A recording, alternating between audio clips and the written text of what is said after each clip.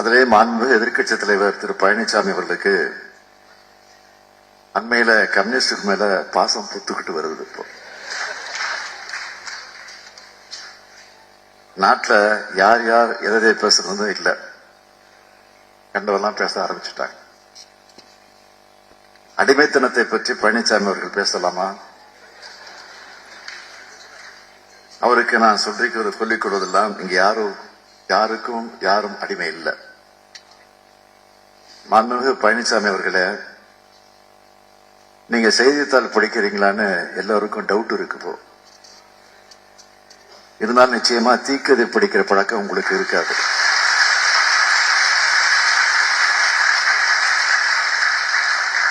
இருந்திருந்தா இப்படி பெறலாம் பேச மாட்டீங்க.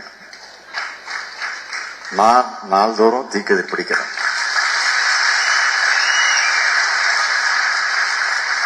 கலைஞர் எனக்கு கற்றுக் கொடுத்திருக்கிறதில்ல. நம்ம தோழர்கள் டிவி டிபேட்ல என்ன பேசுறாங்கன்னு நேரம் கிடைக்கிறப்பெல்லாம், வாய்ப்பு கிடைக்கிறப்பெல்லாம் பாக்குறேன். தோழர் சண்முகம் அவர்கள், தோழர் பாலகிருஷ்ணன் அவர்கள், தோழர் ராமகிருஷ்ணன் அவர்கள், தோழர் கனகராஜ் அவர்கள் எல்லோருடைய பேச்சுக்களையும் விவாதங்களையும் எழுத்துக்களையும் நான் பார்க்கிறேன். அவங்க சுட்டி காட்டுறதுல உடன்பானது எது என்பதை எடுத்துக்கிட்டு நடவடிக்கை எடுக்கிறேன். கூட்டணி இருக்குன்னு அவங்க சுட்டி காட்டாமலும் இல்ல, அவங்க சுட்டி காட்டுறாங்களான்னு நான் புறக்கணிச்சதும் இல்லை.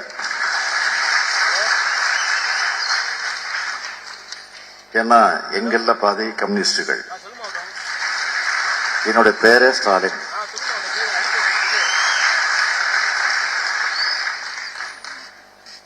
நட்பு சுட்டிலிருந்து உள்நோக்கத்தோடு பரப்பப்படும் அவதூறு எது எங்களுக்கு பிரிச்சு பார்க்க தெரியும். கொள்கை தெரிவும் நட்பின் புரிதலும் கொண்டவர்கள் நாங்கள் என்பதன் அடையாளம் தான் இந்த மேடை. கியூபாவில புரட்சியை நடத்தி ஆட்சியை நடத்திய மாபெரும் தலைவரான பிடல் காஸ்ட்ரோ அவர்களுடைய நூற்றாண்ட நாம கொண்டாடிக்கிட்டு இருக்கிறோம். இதே மாதிரி 2006 கியூபா நாட்டினுடைய பெருமையை போற்றக்கூடிய விழா ஒண்ணு சென்னையில நடந்துச்சு. அதுதான் இங்க குறிப்பிட்டு சொன்னாங்க. அந்த மாநாட்டில் கலந்துகிட்ட தலைவர் கலைஞர் அவர்கள் பிடல் காஸ்ட்ரோவுடைய புகழ கவிதையா வாசிச்சார். நம்ம தோழர் பாலகிருஷ்ணன் அவர்கள் கூட அதை சுட்டி காட்டினார். அந்த கவிதையிலிருந்து சில வரிகளை நான் குறிப்பிட்டு காட்ட விரும்புகிறேன். உயிரோடு இருக்கும் உலகத் தலைவர்கள் வரிசையில் உங்களை கவர்ந்த ஒருவரின் பெயரை கூறுக என்றார்.